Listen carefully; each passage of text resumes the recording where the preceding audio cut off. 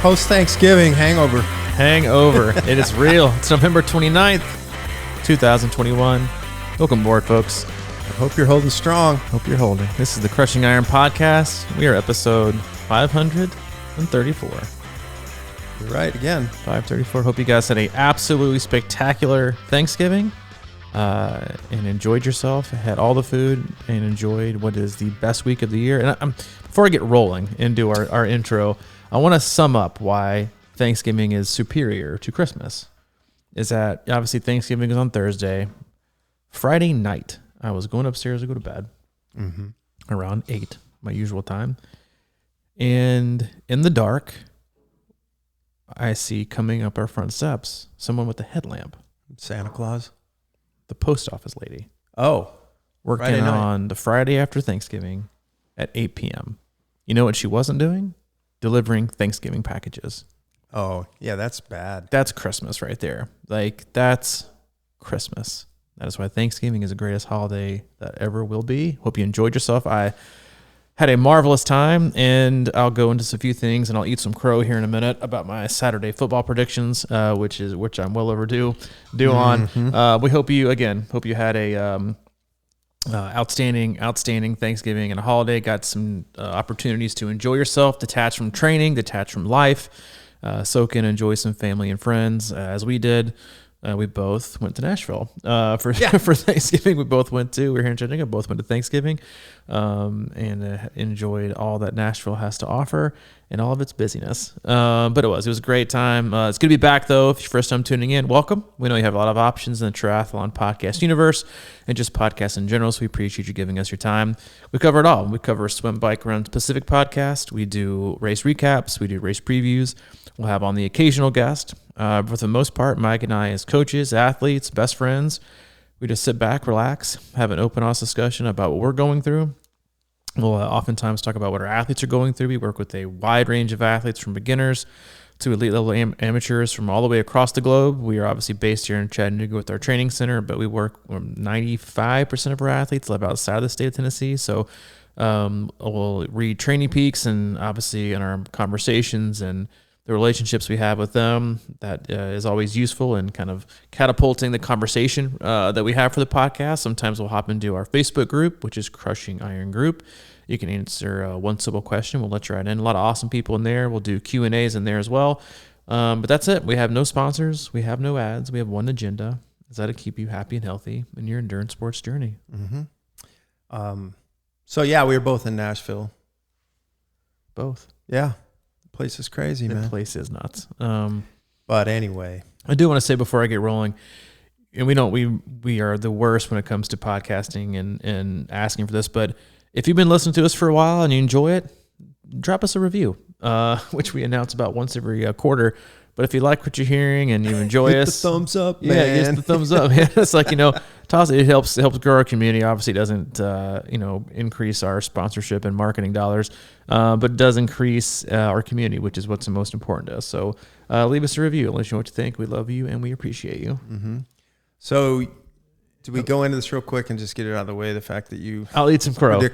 I said Michigan would get. I expected, which I think even Michigan fans did, even though they'll say they didn't, Michigan to get their what's handed to them, and it was the opposite. I watched the whole game and marvel. And as a diehard Tennessee fan who grew up in the 80s and 90s, there is nothing more that I appreciate than smash mouth football, because that is what I grew up on. I grew up on toss right, toss left, up the middle. We play great defense and we run the ball as much as humanly possible. We will run you over. And that is what Michigan did. They absolutely steamrolled Ohio State. And it was impressive to watch. I don't think they'd be able to do that against some other teams in the top 4, but it was impressive to watch. Kudos.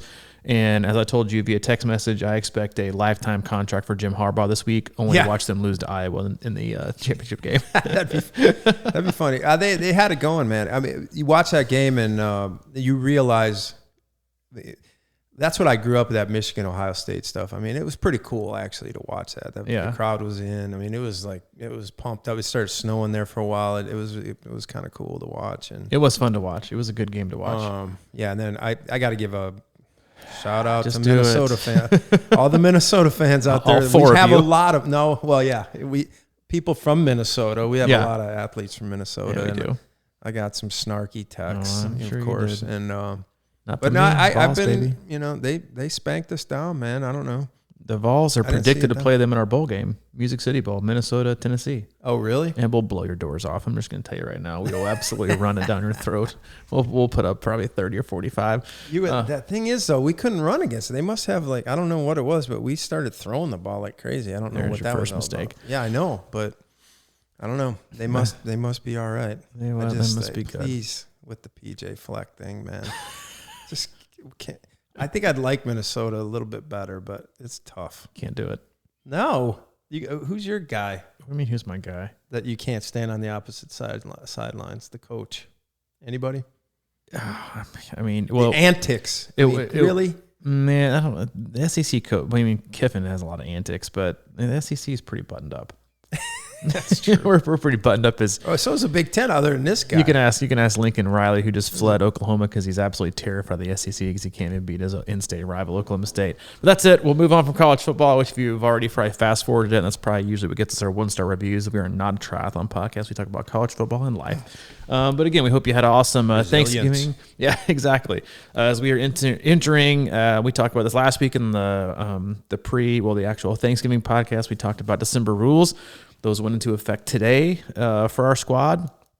But I thought it would be a good opportunity. Now, most people take last week as kind of a flex schedule. They live a little bit, like, I think I'm, they weigh themselves pre and post Thanksgiving. And I had an interesting discussion with an athlete, a pretty lengthy at length about the fine line between attaching the relationship between weight loss and triathlon training, or just training in general. I know this specifically. This is I think a very, I don't want to say a sensitive time of year, but it is that time of year where people weigh themselves more this time of year than any other time. But I mean, between now and January, the end of January, when people quit their resolutions, people weigh themselves consistently all the time. How much did I gain? How much? I mean, that's all I've read in Training Peaks.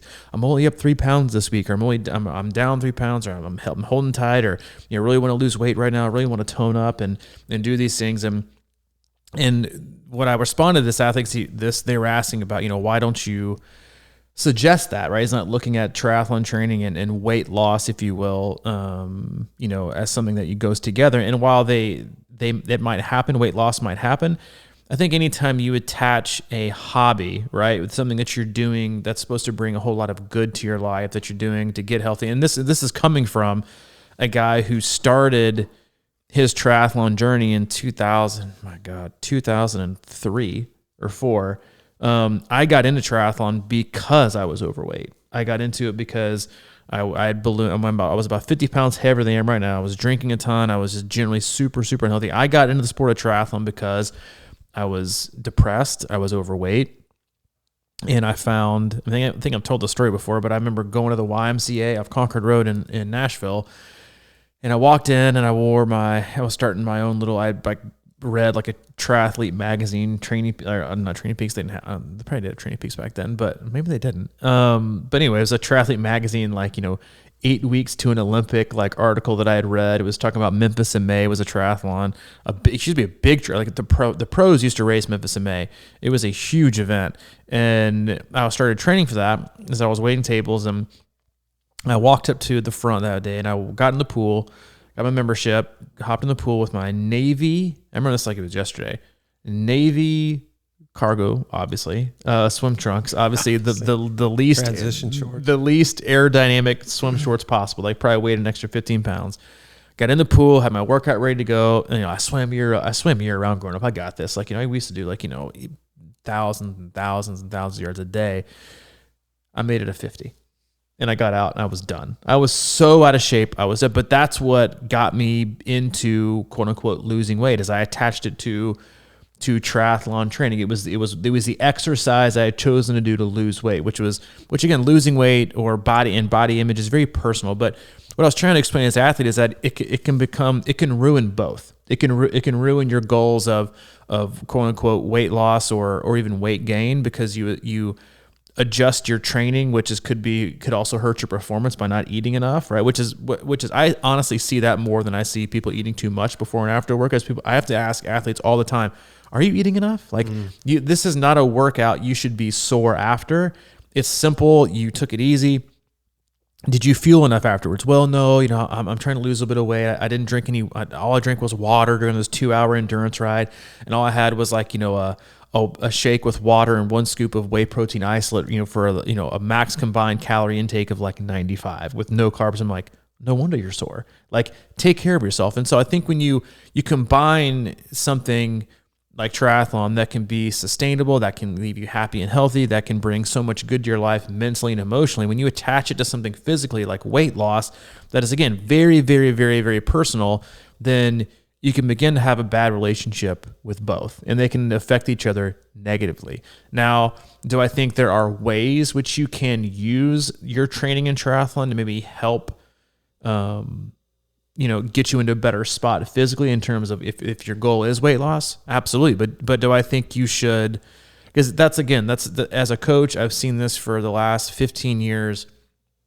I've seen more people get hurt because of actually eating too little food. They become, and this is something I first observed, maybe it's like 6 or 7 years ago, that you would add these 2 specific people, both women that I dealt with, that I wouldn't say malnourished, but underate and underfueled so much because they were worried, they were obsessive about looking like they were a triathlete. And they came from a running background, so they were more obsessed with looking like a runner than actually being a strong runner, that they just worked out a ton and never ate, and they became so frail and so weak that they got injured all the time. To where I finally had to have like a hard time, like, listen, like, if you're not going to take care of yourself and fuel yourself, and again, like we all know that, dieting and eating and stuff like that can be, sometimes it's, from past trauma and stuff like that, but it was ruining what they were trying to do. So they ended up ruining how they saw themselves in triathlon. They weren't performing as well, because it all went back to their relationship with eating. So just don't get, again, like, it's a whole lot to unpack right there, but this is a time of year where I think people start to get and attach a very unhealthy relationship with food and dieting and weight, how much they should weigh, how much they're supposed to weigh, right? So I read that a lot. It's like, I'm supposed to weigh about, like, who says that? How do you even know? They'll read books about, race weight, or they think they know what race weight, they have, and they judge themselves based on what the scale says. And more oftentimes than not, as a coach, I see more athletes fail in their workouts by underfueling and not taking care of themselves than I do them being 5 or 6 pounds over, quote unquote, their ideal weight. Mm-hmm. Well, the relationship with the body to me is, for losing weight, your body should be working well. You know what I mean? When I think of this as digestion or whatever, and if we get into things and try to lose weight and try to do that by working out a lot, and then all of a sudden you have to eat a lot to fuel that and support all that and everything. That's why I think it kind of comes back to patience and doing things that feel good and letting your body sort of recalibrate. And the thing is, like, the more you eat, if your digestive tract isn't working that well, it's harder to absorb nutrients and things like that.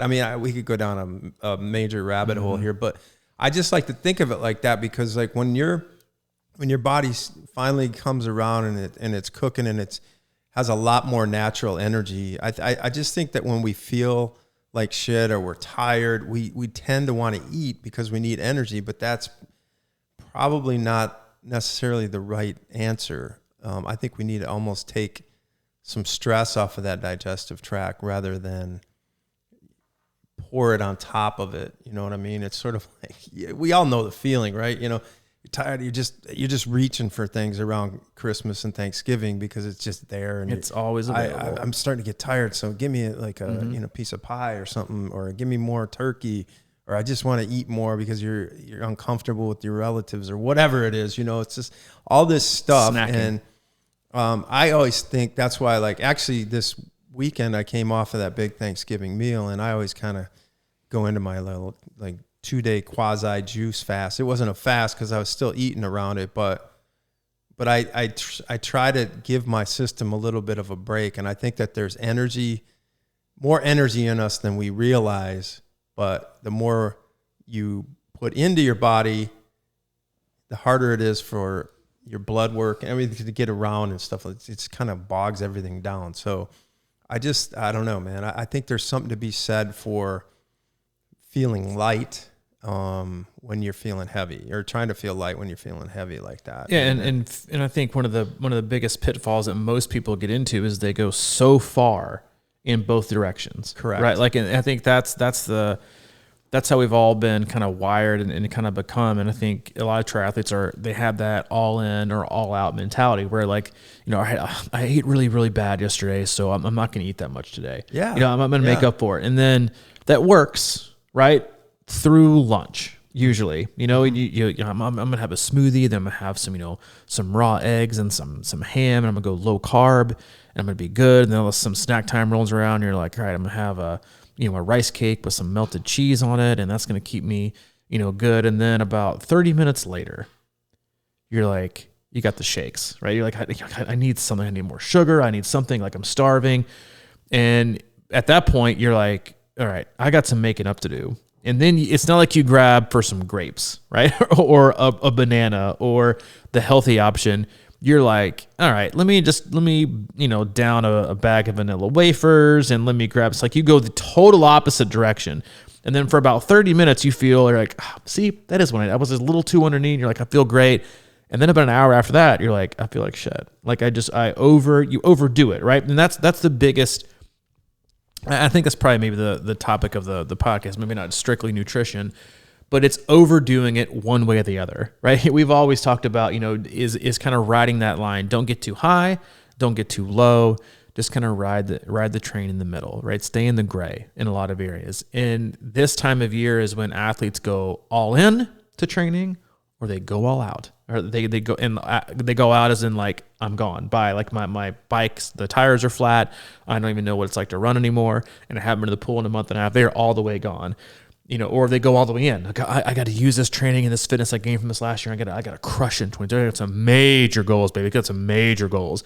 And then come January, they're like, I'm burnt out. I can't do this anymore. Because you're all stuck. Most of you are all stuck inside, right? You're inside on your bike. You're inside in the pool. A lot of you might be even stuck on the treadmill if it's your choice. Everything inside, and it's dark. And then you're like, you know what? I'm done. I can't. I need a break. And your break is when it should have been, 2 months prior. And the same thing goes with dieting. People are like, I really want to, weigh a little bit different. I want to change my body composition, and I'm going to go this, or I'm going to give up that. And that lasts for about either a day or maybe a week, and then it goes the total opposite direction, right? And then you end up gorging, and it's too much. Anytime you go too far in either direction, it's probably going to end poorly, right? And you're going to end up overcompensating. And that's this month is just one of those months where I think it's a very delicate time for athletes, and that you have to be very careful with, but it's also very telling. I also think, especially as a coach, and insightful to watch and observe athletes and their behavior this time of month, and how it affects their mood, right? To be so far from a race, or to be struggling with fueling, or it was interesting, especially coming off like the last week of Thanksgiving. You got athletes that are like, this affected this affected that. Like, I didn't have a single athlete right when they talked about like their 5Ks, their turkey trots, their 10Ks, or workouts. No one said, to be honest, man, I felt incredible, and I eat pretty clean all week, and I've been in the zone. I had some fruits, some veggies, some lean meats, lived a little bit on Friday, but other than that, I felt spectacular. What you read was, you know what, it was pretty good. I'm sure I didn't help myself with, having 4 extra pieces of pie the night before, or, you're drinking with your buddies or your family all week. You're like, I know that didn't help. It's like it. But then again, it's like it didn't hurt you really either in the grand scheme of things, right? Correct, Because a part of what we do is and that's why people love going to restaurants, right? And going out to eat for food, is that it's a kind of a smaller sense of community and connecting when you go out, and it's more entertainment, right? When you talk about the best restaurateurs in the world, they think going out to eat is about entertainment. It's about entertainment, then with food and the experience, providing great customer service. that is what it's about. And that's what you should be doing, right? That's what we encourage this time of year. Get out, connect, do things. But if you're going to do them, don't be so damn hard on yourself because you did it. Don't wake up the next morning and weigh yourself on the scale and then slap yourself in the hand because you gained 2 pounds, but just probably all water weight. Go hop on the trainer for an hour and a half and do an easy spin. Probably going to be gone. Did you lose weight? No, but you're going to feel like you have to do something. It's the tit for tat thing that drives me nuts. It's, I've got to work out today if I want to have the Mexican tonight. No, you don't. You could skip your work and go eat Mexican if you want to. Like, no brainer. We had I think it was Mark Schulstrom posted in our closed active athlete group last week. Our December rules is like, hey, work it if you want to, don't if you don't. And he went to the pool and it was closed. And he said, it was something like, I was thinking about eating, or I was thinking about waiting around for the pool, but decided to go get tacos instead. And he sent a picture of tacos. And I'm like, this is our coaching group. We post rules. This is December rules. We post pictures of tacos versus Garmin watches with workouts done. It wasn't I've got to swim so I can have this Mexican food. It's I just wanted Mexican food, right? And it's not like now tomorrow I've got to go burn it or I've got to earn it. No, you don't. What you need to do is earn the ability, okay, to live a little bit and be okay with it, right? Like there is a time of year where maybe to look at professional athletes, and they talk about just their season, not even weight associated.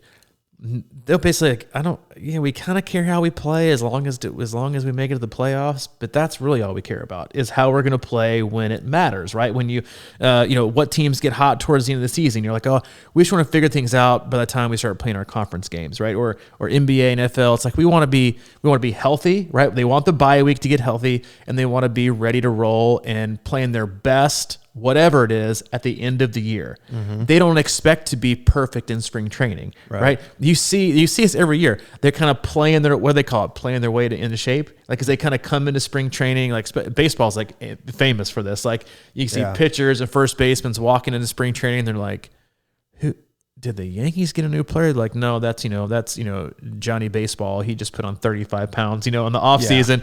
He'll play his way into shape and still be able to cut it. And it used to be that way a lot more.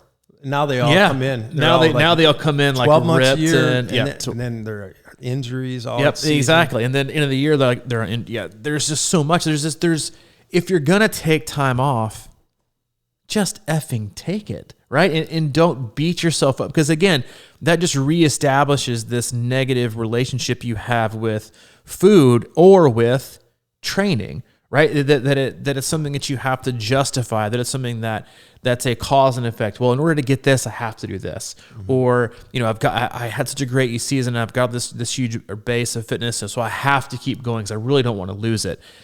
In order to be your best at anything, you have to be willing to go through periods of maintenance.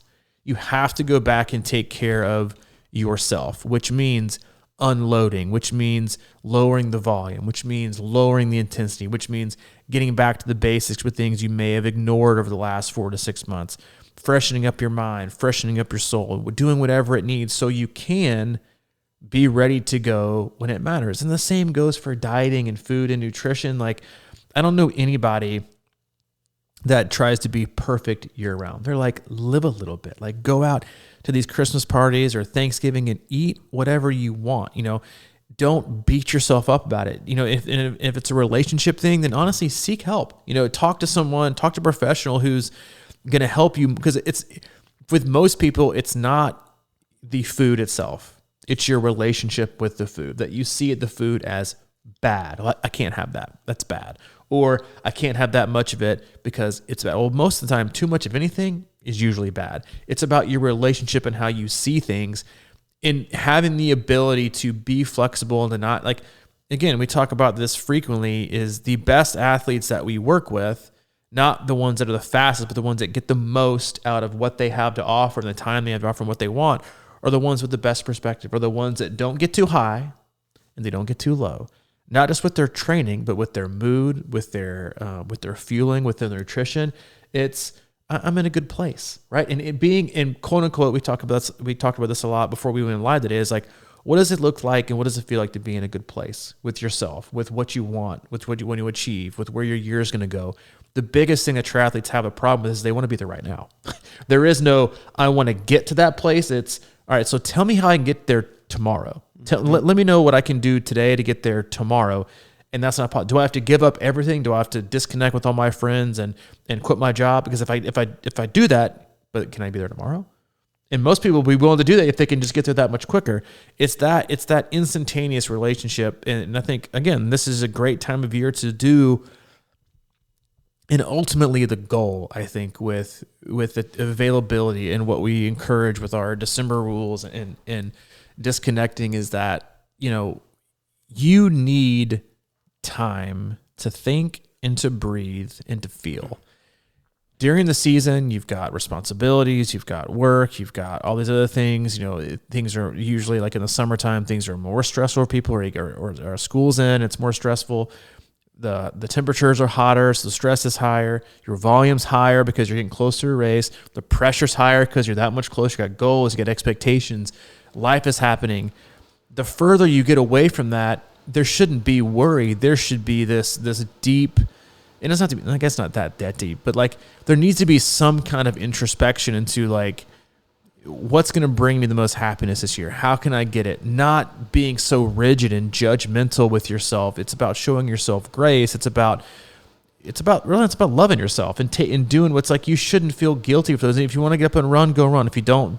Because there will be a time of year where if you want to be successful, because we always talk about burning matches, right? Like going into races, there's only a few matches you can burn each year physically. And that means like just really pushing yourself to the limit, going for broke, redlining it, dumping it all on the table.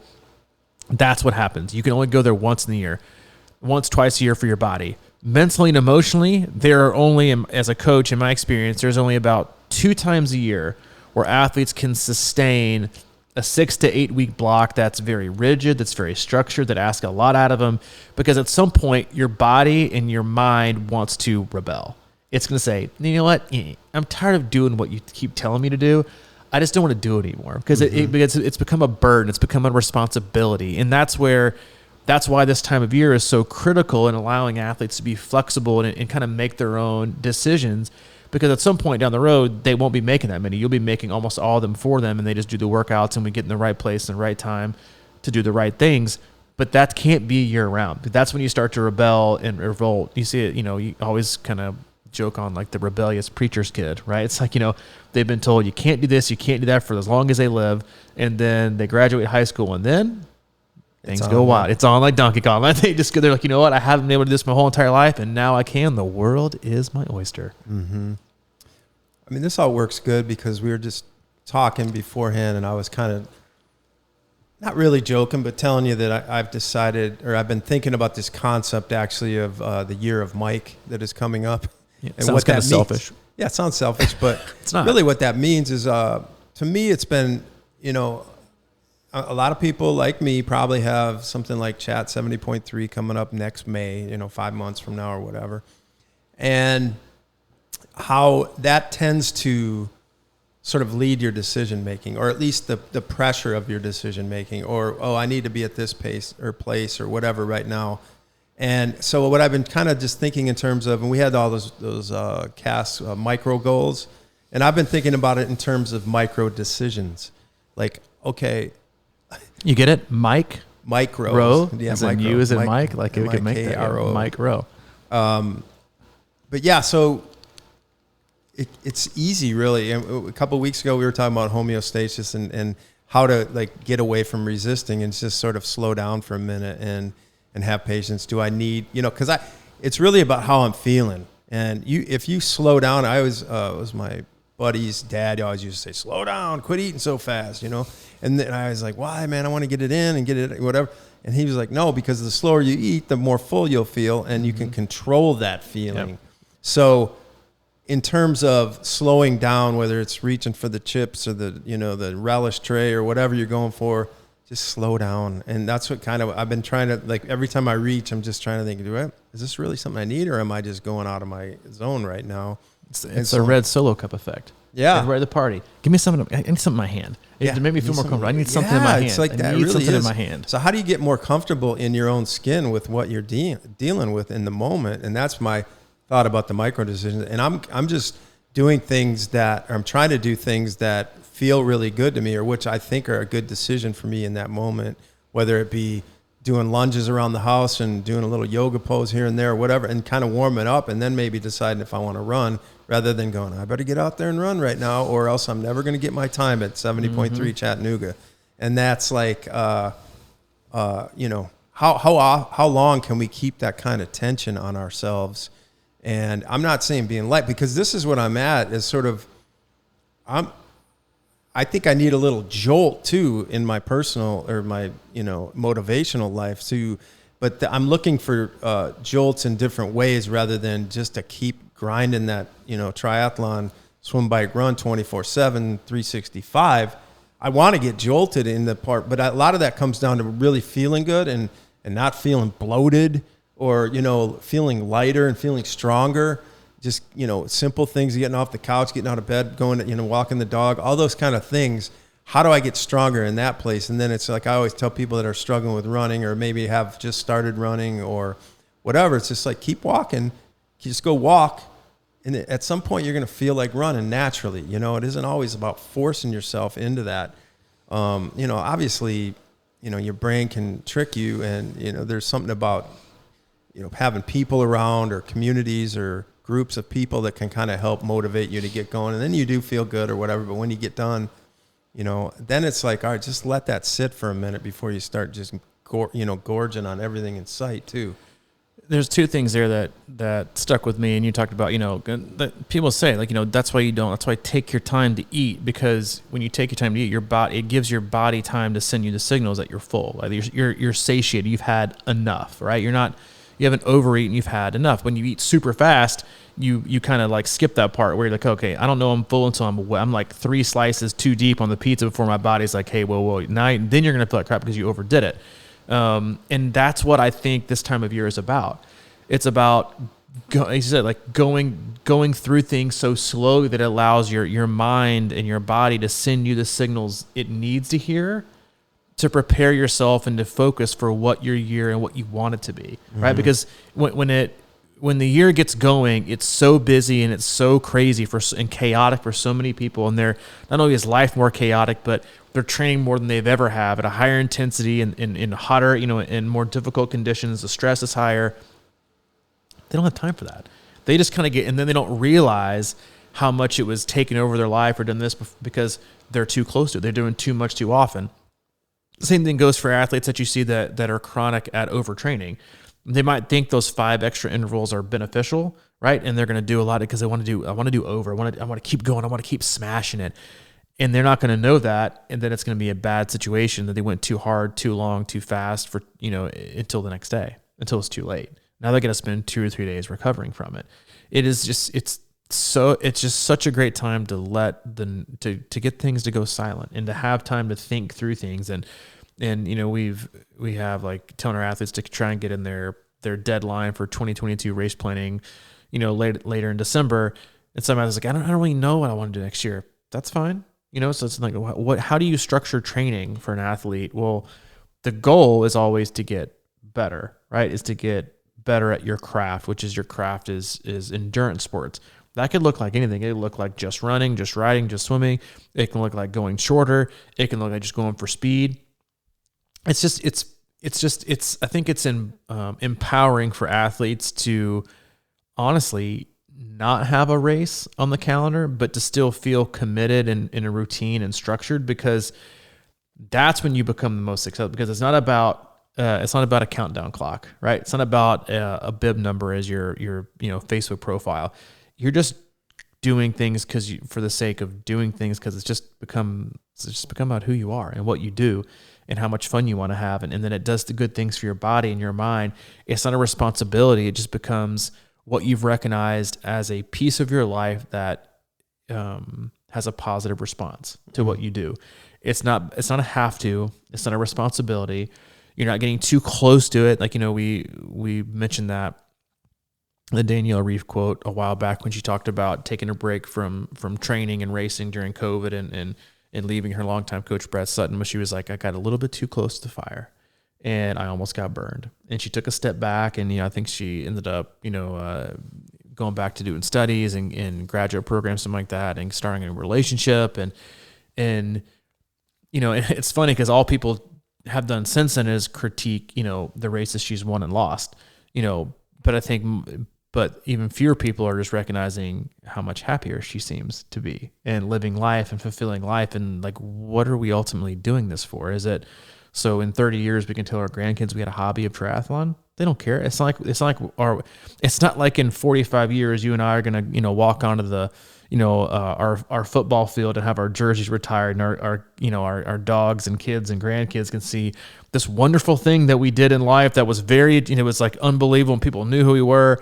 We do this for a hobby, right? Like we do this for fun. It's to create something positive in our life. We're like most people are. You're never going to walk in your garage and, all right, Billy, let me dust off the box these old bib numbers and go through here was my turkey trot from 2022, and go back. That's not going to happen, right? It's like that's usually not how things go. You might set a good example. Hopefully, if your kids, your grandkids, your relatives.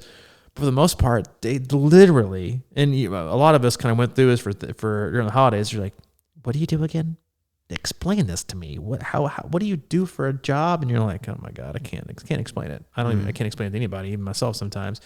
But then you don't even know what you do, right? So when you think about the serious nature in which we take this sometimes, and how lost we can get along the way of forgetting that it's fun, and then it should be freeing, and then it should provide us opportunities to be more positive in its impact that it has on us. Going back to food and our relationship with it, and the tit for tat, and the I gotta earn it, and I gotta, I can't have Mex until I do this, or I train so I can have wine, or I train so I can have sweets. I'm like, 95% of America just has sweets because they want it. They're like you're wasting your time with this triathlon training. The rest of it is have McDonald's and milkshakes when we want to. Do things that make you happy, and then don't ridicule and expect different things out of yourself because you did it. Do it because you justly and authentically wanted to have it that way. And that can go so far with your training and the relationship you have, especially when so many people are coming off a 2-year relationship and agreement and registration you made when you were somebody different, when your life was different, when your family was different, when your job was different, maybe where you lived was different. You committed to a race 2 years ago and just basically stuck with it until it was D-Day, right? It's like, for a lot of you, it was like dating a girl and then you broke up, but then you knew you committed to meeting her parents for Christmas 2 years from now. So you just kind of hung with it. You're like, you know what? I'm going to stick around until you finally had to go through like the whole meet the parents thing. Then you walked out the door and you're like, it's over with. I can walk away now. And then you're done. That's literally how so many people looked at like their late season races. They began to resent the fact that they had to train for a race they didn't want to do anymore, but they didn't want to, quote unquote, eat the $750. Dude, if you told me I could pay $750 to get back 6 months of my life and have fun and enjoy it and do whatever I wanted to, I'd give you $750, right? Like that's like the amount of money that we are so afraid to give up that most Americans spend so freely, and because they have to. When it all comes down to what do you enjoy most in life, what gives you the most freedom, and it's just like we always have to feel like we have to answer to ourselves, right? Like, well, you got to do this, or you ate this, so you got to work out, or we have to, we got to make race weight, and that's in 8 weeks, and I can't do this, or I can't make these. Stop giving up. So, I don't want to say stop giving up so many things in your pursuit of performance and excellence, but try to find things in your life to integrate to where you don't feel like you're giving up anything, right? That you've quieted so much of the stuff that's wasteful and the stuff that's chaotic and that brings you more stress or increases inflammation and makes you sleep less. De-stress and declutter your life, because then you'll probably find that I don't really feel like I have to give up anything, right? Mm-hmm. Because there's so many athletes come off postseason racing think, I don't really want to train for an Ironman again, but man, was the training so good for me? Like, was the time away from my family good for me, and what it did for my health and what it did for my mind? It was a net positive. And I think that's what this time of year is about. It's finding the net positives, not trying to continuously beat yourself up on all the negatives. Yeah. so many of us have to put that carrot out there, right? And then to me, like that becomes the stress. And I think I was telling you before the cast, I listened to this interview with this doctor who thinks stress causes majority of illness. And like you're saying, through inflammation, the bad inflammation. I mean, we go through micro inflammation when we tear our muscles and, you know, when we're working out and things, and our body heals it naturally, and that's how we get stronger and whatever. But that chronic stress load is out there. And when I think of December rules, man, I just think of this opportunity really to do the things that are right for yourself. And we talk about learning how to swim slow before you go fast, because I think we all get in this trap where it's like, oh, this is a great time to get better. But then we misinterpret what that means, and we try to get better by getting faster in December, and we get faster with bad form. And then we just keep going through the cycle again. And it's like, damn, that didn't work this year either. But now's a really great time to slow down and own your space, own your muscles, and figure out how to do things the correct way. So that when you do get stronger, you're doing stuff the right way instead of like flailing around and burning out and, you know, getting injured and all kinds of other stuff. Right now is like, how are you going to, like cycling, you know, ride? Well, it's, you know, depending on where you live, but that's why I say, so you could spend all year inside just getting stronger and stronger on the bike. And, you know, you got your 200 watts, you're going to blast out in the race, but you can't even turn a corner. You know what I mean? So like, so true. Because you haven't ridden outside much, or you haven't, that's why I like trail running, because it teaches you to be a better runner, for example, and you have to go slower a lot of times, or you can got to go a little bit out of your comfort zone going downhill because you can't control it. But the thing goes for swimming as well. I mean, learn how to swim. So I talk about it all the time when I started playing drums. It's like you went as slow as possible, but you know, you wanted to be that, what's that, Sesame Street drummer or whatever, or what like that. Sesame Street everybody wanted to be that guy. They're just rocking and rolling. Talking about but Animal? Yeah, you can't. Yeah, there's an animal in the attic. Yeah. But it's like you can't drum well unless you understand and can control the slow stuff. So I think it just translates into everything we do. And I hate that. I know I've been through it. I go through the cycle every year where I go too fast, and then I just end up doing the same damn thing I did last year. You know, now's a really good time. The December rules is to make it about you, and to make it about you getting better, stronger, more, being able to control yourself more, and really understanding sort of the mechanics of this sport.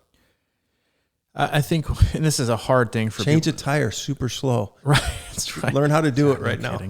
Yeah, I think it's a hard thing for people to wrap their brain around, especially like, you know, hearing from, you know, a coaching podcast or from two coaches. It's like part of the exercise of this month is getting at, and this is like why we do it, is getting athletes, is to help get athletes in a better position to be comfortable taking days off, to where they're not ashamed to take a day off, to where it doesn't make them feel like lesser of an athlete or less motivated or less committed.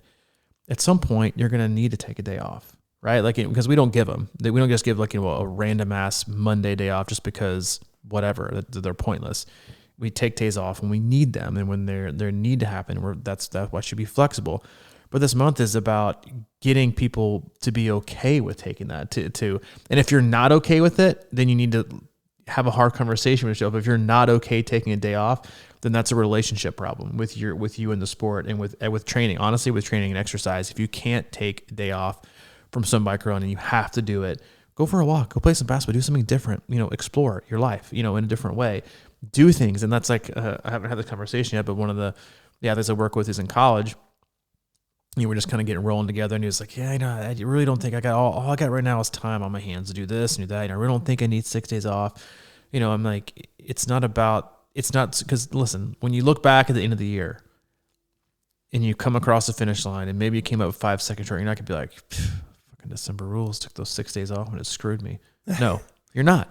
It's about establishing, you hear people talk about all the time, establishing boundaries, right? About creating boundaries in your life. December rules for me as a coach is about teaching your athletes how to create boundaries with life and with training. Because if you can't be okay taking a day off on your own, then the likelihood of you overtraining and hurting yourself increases dramatically. because you should have the confidence in yourself that taking a day off is okay because life is too stressful, or you're a little bit too sore, or you got a niggle here, a niggle there. You shouldn't have to ask your coach. You should take it, right? And you should feel empowered to take it. And this month is about feeling empowered and exploring that relationship we have with what it looks like to take a day off. That doesn't mean you're a lesser athlete or that you're lazy. It means you're human. And it means the person who's in charge of that is so concerned with keeping yourself happy and healthy and not just a green streak or running so many days in a row or doing this. It's about being healthy for the long term. And that is something you should all practice, is that relationship between just taking a day. We've gotten to the point where we applaud, and consistency should be applauded. But the thing about consistency is almost all athletes are more likely to achieve their goals and reach their performance ability because of their training availability, which means staying healthy and staying happy. You can't be available to train if you're hurt. You won't be available to train if you're burnt out. Keeping yourself happy and healthy will allow you to be consistent the majority of the time, and that will get you 80 to 85 to 90% of the way there. And that's why you see so many athletes when they come to us that come from training plans. They're so afraid to miss one because they don't know what the repercussions will be. Or if they miss 3 or 4 days from being sick or going out with family, they're like, well I think I got to keep going. I think I got to jump right ahead, or now I'm lost because took a day off. Like, days off are encouraged. Like, do it when you got to do it. Because usually it's never a wrong decision. It's because your body needed it or your mind needed it or both. Yeah.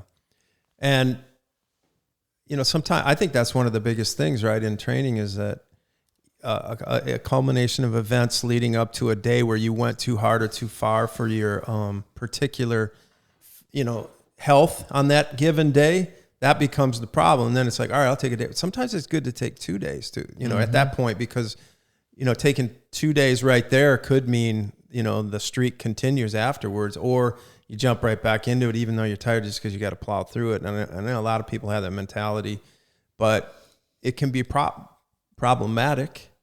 And it's like eating Thanksgiving, it's like you might need to take a few days off from the stuff in your face, like to that level, and I think that's okay.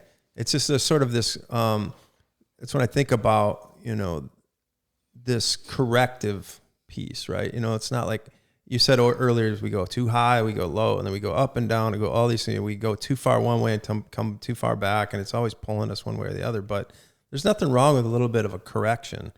It's like, all right, I know what I did yesterday. I had eight tacos and 2 margaritas or 3 margaritas. It's like, that's probably not the best thing to do today, or maybe even for a few days or whatever the case may be. But or at least just recognize, if you do it, you need probably 2 days off, right? After, you're not going to do yourself any favor unless you're going to zone like one detox it. Right. It's like, I'm going to say to my athletes now, because I see a lot of times it says, it's a red, sorry, didn't have it today. And I'm like, take the sorry part out. Yeah, didn't have it today. How about congratulations, you didn't have it today, so you recognized it and took a day off. Reframe it. Like guilt, right? Right. Yeah. I'm sorry. Like, I don't give a sorry. shit. We do say sorry a lot.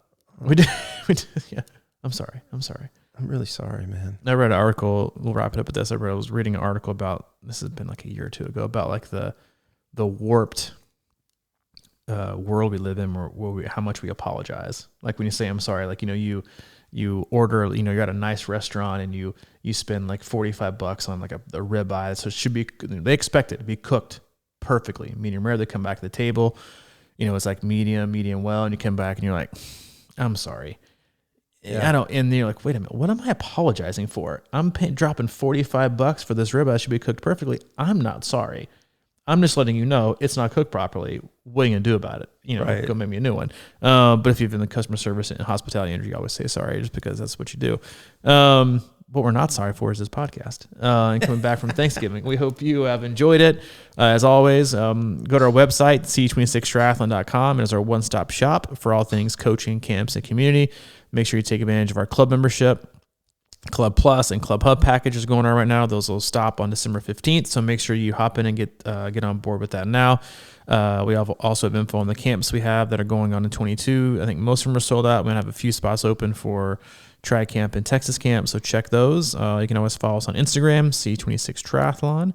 And if you want to come make a visit to the hub, get a swim analysis, stay in the condo, and just hang out with Mike and I, do some of the things, you can email Summer. She's at c26operations@gmail.com. And if you love us, leave us a review on iTunes and show your love.